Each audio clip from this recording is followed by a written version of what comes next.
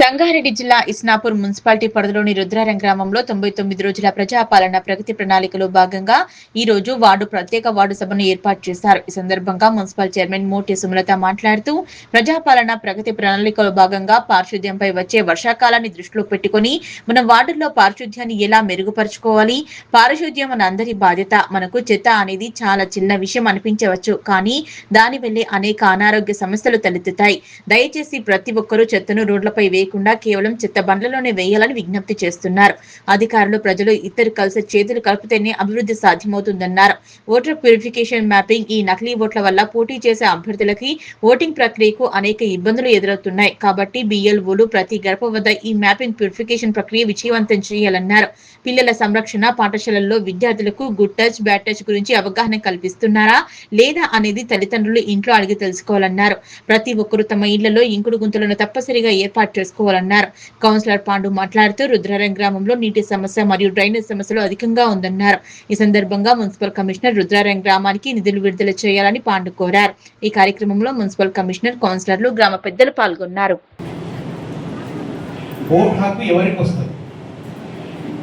ఈ మధ్య చనిపోయిన వారు ఉన్న ఓట్లు రెండు సార్లు ఉన్న ఓట్లు, అసలు ఇక్కడ లేని వాళ్ళు ఇక్కడ నుంచి వేరే ప్రదేశాలకు షిఫ్ట్ అయిన వాళ్ళు, ఈ రకంగా చాలామంది దాదాపు ఒక 70 సంవత్సరాలు మనకు స్వతంత్రం వచ్చి 75 సంవత్సరాలు అవుతుంది. కాబట్టి ఆ పేర్లు అట్లే కొనసాగుతూ వస్తే తీరా ఓటింగ్ పర్సెంటేజ్ చూసుకుంటే 40% 50% కనబడుతుంది.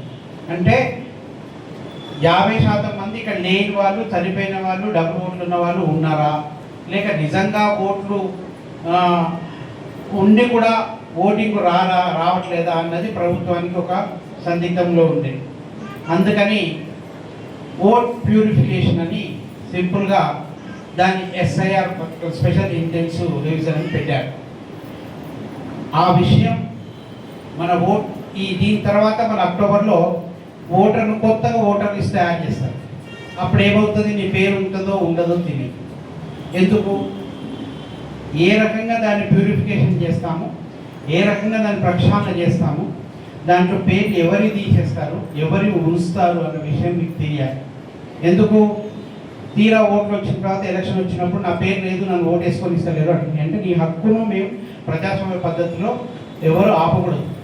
ఎవరికైతే ఓటు ఉందో వాళ్ళు ఓటు హక్కు ఉన్న వాళ్ళు ఓటు వేసుకునే సౌకర్యాన్ని ప్రభుత్వం కల్పించాలి, ఎలక్షన్ కమిషన్.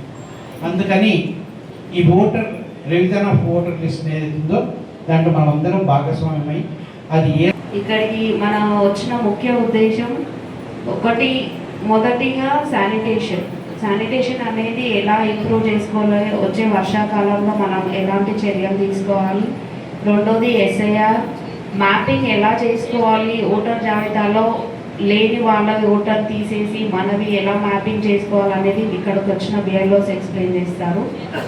మూడోది ఇంకోటి యువత, ఇప్పుడున్న ఎదుగుతున్న యువత చెడు వ్యసనాలకి ఎలా బానిసలు అవుతున్నారు, వాళ్ళని ఎలా సురక్షంగా ఉంచుకోవాలి అనేది వీటిపైన ఈ అంశాలపైన చర్చించడానికి ఈ వార్డ్ సభ నిర్వహిస్తున్నారు. మొదటిగా శానిటేషన్. దయచేసి ఎక్కడ చూసినా చెత్త అనేది చాలా చిన్న విషయంగా అనిపిస్తుంది మనందరికీ, కానీ చూస్తే ఎక్కడ చూసినా చెత్తనే ఉంది. చాలా పెద్ద విషయం, కానీ మనం ఎప్పుడు దాన్ని అంత దృష్టికి తీసుకురాము. ఎందుకో చెత్తనే కదా అని మనకి దానివల్ల పెద్ద ఉపయోగం ఉండదని. కానీ అనారోగ్యం, దానివల్ల మనం ఎట్లా జీవిస్తున్నాం అనేది మనకి తెలుస్తుంది. దయచేసి ప్రతి ఒక్కరికి ఒకటే విజ్ఞప్తి, దయచేసి చెత్తని చెత్త బండిలోనే వేయండి. ఎక్కడంటే అక్కడెక్కడ కవర్లు విసిరేసాము అది మన బాధ్యత కాదు అని కాదు. మా అందరికీ ఎంత బాధ్యత ఉంటుందో మాకన్నా ఎక్కువ ప్రజలకి ఎక్కువ బాధ్యత ఉంటుంది. ఎందుకంటే రోజు నివసించేది మీరు, మీ చుట్టుపక్కల పరిసరాలను పరిశుభ్రంగా ఉంచుకోవడం మన అందరి బాధ్యత. ఏదైనా రెండు చేతులు కలిస్తేనే పని తొందరగా అవుతుంది. సో ఇప్పుడు ముఖ్యంగా 99 రోజుల మా గ్రామానికి రెండోసారి మూడోసారి వచ్చినటువంటి ఇప్పుడు నేను ఫస్ట్ టైం మీటింగ్లో పాల్గొనడము.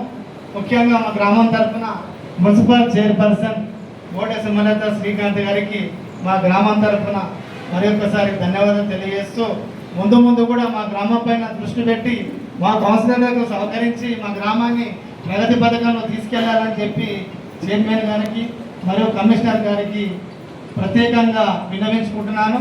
అదేవిధంగా 99 ప్రజాపాలన భాగంలో భాగంగా ఈరోజు మన గ్రామంలో లాస్ట్ రోజు కాబట్టి ఇక్కడ వార్డు సభ గ్రామ సభ నిర్వహించడం జరుగుతుంది. సార్ ఇక్కడ ముఖ్యంగా గత 3 సంవత్సరాల నుంచి కూడా గ్రామంలో ఉన్న సమస్యలు ఏంటంటే పింఛన్లు రావడం లేదు. అదొకటి మెయిన్ ముఖ్య ఉద్దేశం అది.